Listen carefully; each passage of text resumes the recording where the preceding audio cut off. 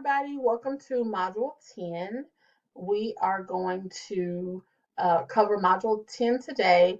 Next week is Module 11. The two modules kind of go together, but I wanted to start with the WIDA lesson plan because this is the template that you are going to be using to complete your lesson plan assignment. So after finishing this module, you should be able to start thinking about what type of lesson you want to write for your lesson plan assignment, and then start plugging in these components on the lesson plan assignment.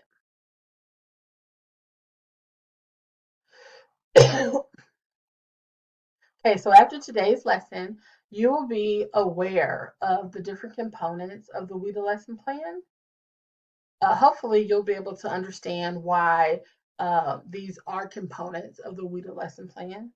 You'll be able to tell the difference between a content objective and a language objective. And then you'll also be able to understand the importance of language objectives. Okay, so we learned about WIDA a few modules back, and WIDA is basically a organization that oversees materials and resources for language learners. WIDA creates the access assessment, which English language learners are required to take once a year. WIDA has also published this lesson plan template.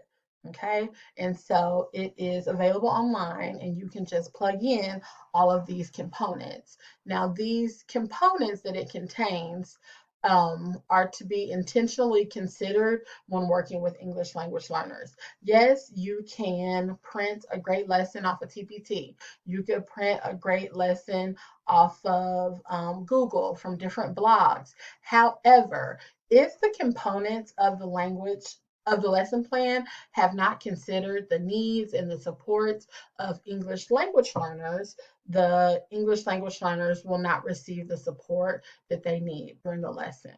Okay, and the WIDA lesson plan has many components of the SIOP model. Like I said, next week we'll be learning about the SIOP model. And so we're just going to focus on the WIDA lesson plan today. Next week, we will add more information, um, which will help you complete the assignment. Okay, so we're going to go through the different components of the WIDA lesson plan. We'll start with the lesson title. That's self-explanatory. That's simply the title of your lesson. The author is you. Now, whenever you use someone's work, you always have to give them credit for it. So if you find a great lesson plan and you want to use part of the idea of their lesson plan, this is where you would give them credit for it. I usually say adapted from, and then I put their name and maybe the website that I got it from. So you don't want to take somebody else's work and present it as your own. So this is where you would give credit to the author of that lesson. Remember, teachers have lots of work to do. Teachers don't have time to reinvent the wheel, so we share our resources. Just make sure that you give them credit for it. Okay, the language standard is the content area of your lesson. If you're going to be teaching a science lesson, you would mark the language of science. If you're going to be teaching a music lesson, you're going to mark the language of music and performing arts. If you're going to be teaching a PE lesson, you're going to be marking the language of health and physical education. This is the specific content area. Yes, content areas may overlap. However, you don't ever want to mark more than two content areas. And whenever you begin to mark multiple content areas, you want to think about the conciseness of your lesson. Okay, if you're checking a lot of boxes, your lesson plan is probably not very concise. It's probably very broad. And you want to make sure that you're not teaching a unit, you're teaching a lesson. The topic. That is just the content topic. What are the students, how would you summarize in one word? What are the students going to be doing? The grade level is the target grade level that you're teaching. Okay, language domains. You guys are familiar with these. we described language domains in our technology presentation. You want to tell what language domain will be targeted in this specific lesson. Again, it's very easy to start checking all of the boxes. However, you want to carefully consider what language domain will the students use to show you that they've mastered the objective. So I always try to have the assessment in mind when I choose a language domain. By the way, that's called backwards design, when you start from the assessment and then you build the lesson around your objective and the assessment. The approximate duration of time is how long the lesson is going to take. Again, like I said previously, if you start to notice that your lesson is going to take a week or your lesson is going to take 2 weeks, you've probably designed a unit and not a lesson. A lesson should be one meeting, one time that you meet with your students. That is a lesson. However, I've seen lessons that last 2 days. You don't want a lesson to be 3, 4, 5 days a week. That's a unit. That's not one lesson. A lesson should is kind of like a puzzle piece. Okay. And then a unit is kind of like the entire puzzle, how all the puzzle pieces go together. Okay, the content objectives. These are known as standards. And you guys are familiar with objectives. For instance, when I began this presentation, I told you what you would learn during the presentation. So an objective is what you're going to master. Okay, and in the state of Missouri, we use the Missouri Learning Standards, and these are issued by DESE. Excuse me. DESE is the Department of Elementary and Secondary Education, and they oversee um, education in the state of Missouri. When you get certified, you have to send the paperwork through DESE. Whenever you take college courses and you want to get your teaching certificate, you have to send your paperwork through DESE. DESE is kind of the hub for education in our state. Okay, so this link is provided in the slides. You won't be able to access it in the notes. However, if you open up the note audio slides on Blackboard, you'll be able to access this link. Also, you could just Google Missouri Learning Standards. So I'm going to click on this link and we're going to jump over there and then jump back. Okay, so these are the Missouri Learning Standards, and they are down towards the bottom of the page. These are the tabs of all the Missouri Learning Standards.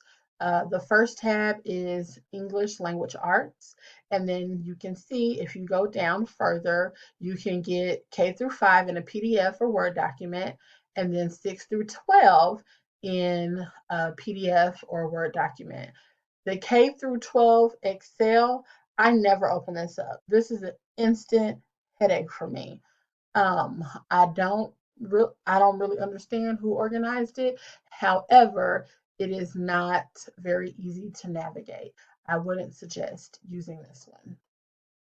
However, if you are not very good at coding the standards, you can find the codings here on this Excel sheet.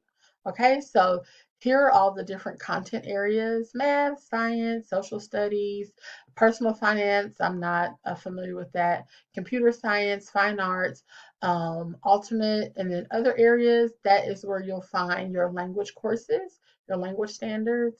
That's where you will also find your health and PE standards.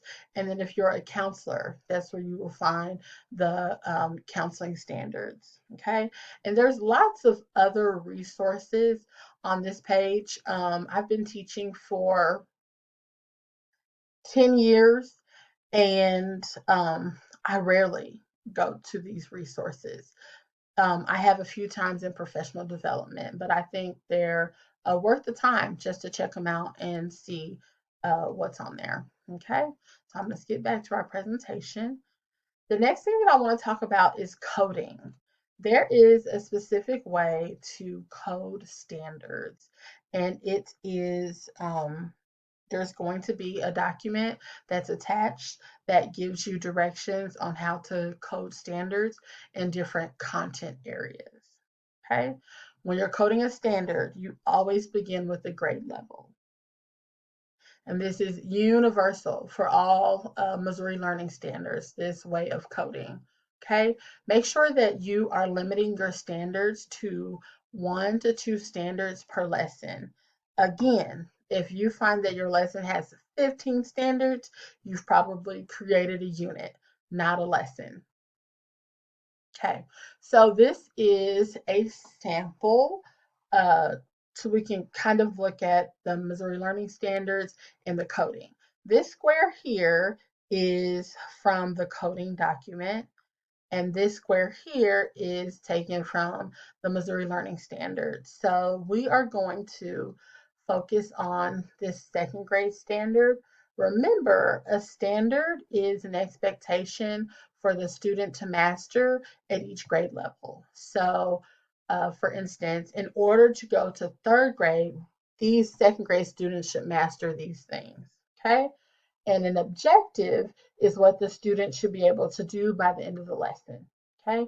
So we're going to focus on this grade 2 standard, and it is a part of the geometry and measurement domain. And we're going to focus on right here, it's going to be expectation A, which is to identify triangles, quadrilaterals, pentagons, hexagons, circles, and cubes. Okay, so let's focus on this one now. Remember, this is from the coding expectations document. For the coding, it's going to start with a 2. It's starting with 2 because it's second grade. Remember, your coding always starts with the grade level, and then they use periods between the different parts. So it's going to be 2 dots, and then GM. GM stands for geometry and measurement. I got that from right here.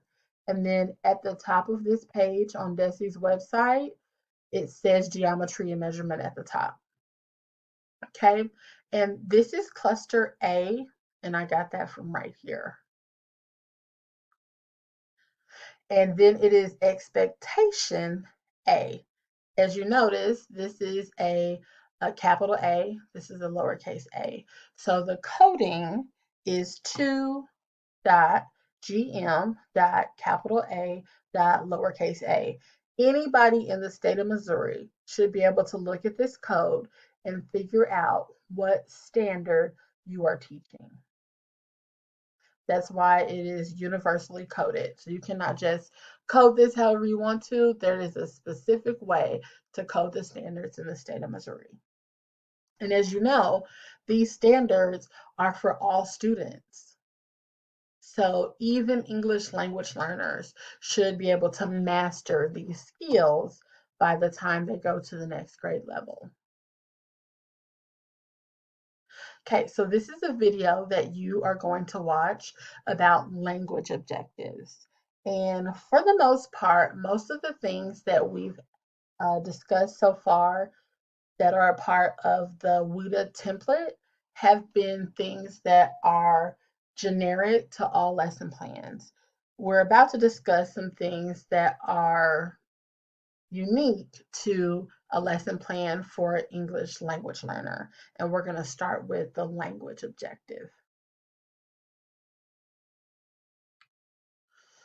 I want to go back real quick. So a language objective is basically tracks the language that English language learners will use and the language that they will, the language that they will experience while learning the lesson and the language that they will then use to show the teacher that they have mastered the language. Not mastered the language, that they've mastered the content objective, the standard. Okay, so I used the example earlier, the second grade example of I think it was 2.gm.A.lowercase a, and I'm going to read the standard. The standard was to recognize and draw shapes having specified attributes such as a given number of angles or sides.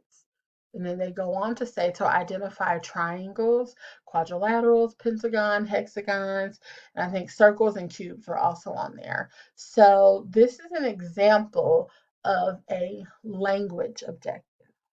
Okay. So the content objective would be to identify specific attributes of shapes. The content objective would be being able to identify a triangle, identify the attributes of a triangle, identify a quadrilateral, identify the attributes of a quadrilateral. We're going to focus on the language objective.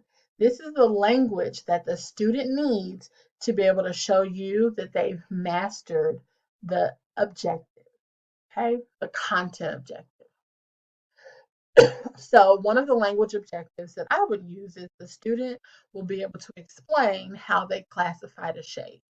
So if students can identify triangles, quadrilaterals, pentagons, hexagons, they need to be able to explain why, how they know that a shape is a triangle.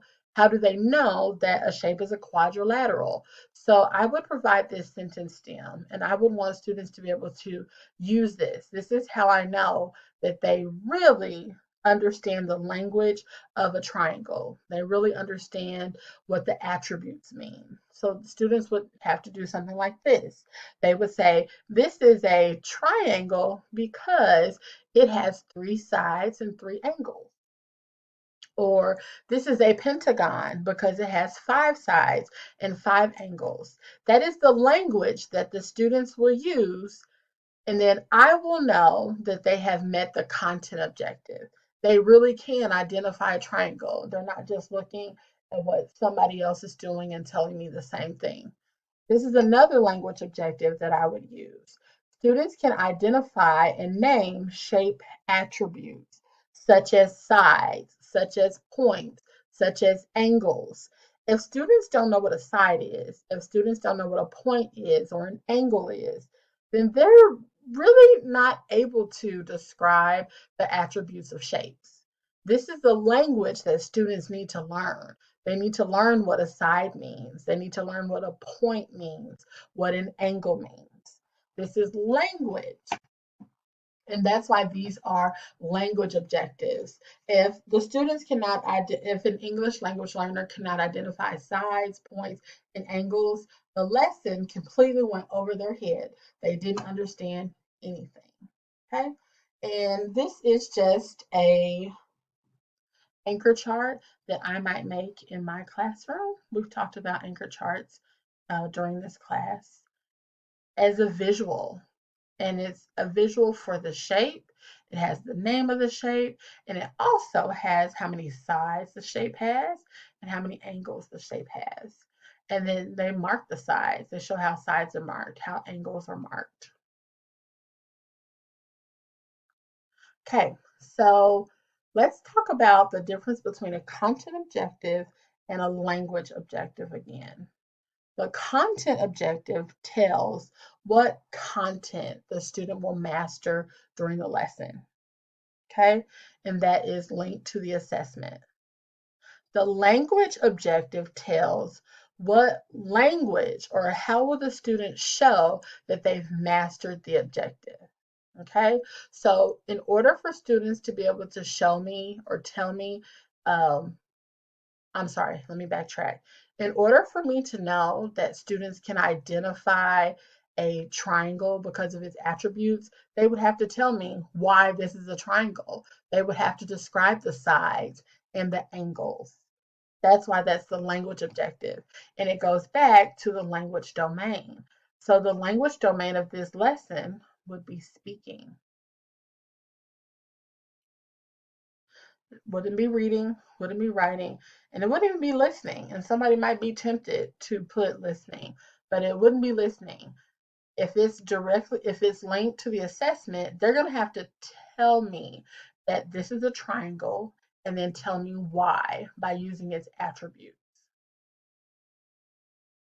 Okay, so this is another component that is unique to English language learners, and that is providing language supports in the lesson.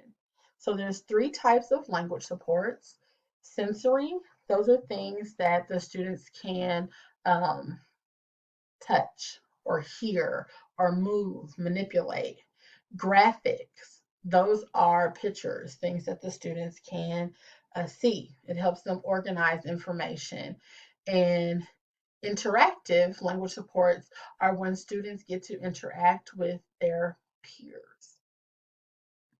So this is a chart that is a part of the WIDA lesson plan template, and you just simply mark the language supports that you plan to use in your lesson. Okay, so let's go back to our second grade standard with identifying triangles, quadrilaterals, pentagons, hexagons. For support, I would definitely use manipulatives. I would also use charts. Remember, I had that anchor chart.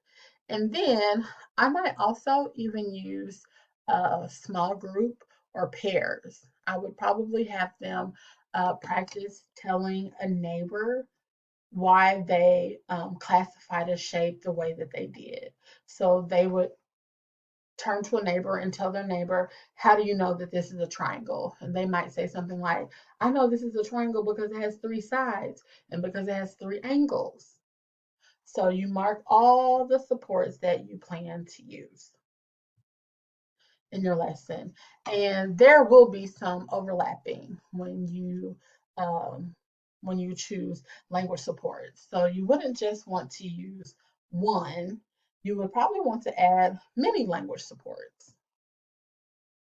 That doesn't mean add 10. You want to add authentic supports for your students. Okay, so now we're going to go to the next part of the lesson, and the content assessment. That is something that's generic to all lesson plans. A language assessment is something that's unique to working to English language learners, okay? So an assessment, of course, shows or proves that the student mastered something. So it will either tell you that they mastered it or they didn't master it. The assessment could be formal or it could be informal. You want to always be specific. And I mentioned earlier backwards design. Sometimes great lesson plans start with thinking about the standard and the assessment first. So we're going to go back to our second grade example that we used about identifying the shapes. The content assessment might be that students will sort a bag of manipulatives into 4 categories. So I might give the students a bag of manipulatives and say, okay, sort these shapes based on their attributes. And students would put all the triangles together, they'll put all the quadrilaterals together, they'll put all the pentagons together, and then they'll put all the hexagons together. That's how I know that they have mastered the content objective. The language assessment is how I know that they have mastered the language objective. So that would be a student saying to me that this is a hexagon because it has 6 sides and it has 6 angles. So if a student has mastered the language portion of the lesson, they would be able to use the word sides, angles, hexagon correctly. And when we work with English language learners, we always want to make sure that we're giving them language support because the English language learner may be able to sort those shapes. However, they need to be able to tell you why. They need to have the language to express what these shapes are, what the attributes are. And this just supports that the language domain was speaking. That's how they're showing me that they've mastered the lesson. Okay, this part will probably be the largest part of your lesson plan, and it is generic to all lesson plans. This is the lesson description. And this is going to be a step-by-step, a direction based of how the lesson will flow. What the teacher will say, what the teacher will do. For the lesson that you're preparing for my course, I want it to be specific. A sub who has never taught in your classroom should be able to pick up the lesson, read your description, and teach the lesson. So you're not going to write it without details. And to be honest, I write pretty short lessons, but I've been teaching for a long time. I know how to teach the content. When you're first starting to teach, or if you're teaching something new, you might want to think about every single detail. And that helps you to be prepared, and it helps you to be paced. Okay. So remember, specific. If your lesson description is not specific, you will not receive credit for it. Next thing I want you to consider in the lesson description, how will you activate your students' background knowledge? How will you connect what you're teaching them that's new to something that they already know or to something that they've done before? Also consider, what vocabulary does the student need to be able to understand the lesson? So the vocabulary, if we're using the second example, would be those words like triangle, quadrilateral, pentagon, hexagon, angle, side. Okay? And then how will you teach the vocabulary? I'm going to also consider that. Will you pre-teach it, or will you teach it during the lesson? Always make sure you're thinking, how are you going to teach the vocabulary? How are you going to give them the language? Okay. And language isn't just vocabulary, but vocabulary is always a part of language. Okay. Next, think about, how are you going to meet the needs of English language learners? How are you going to expose them to the language?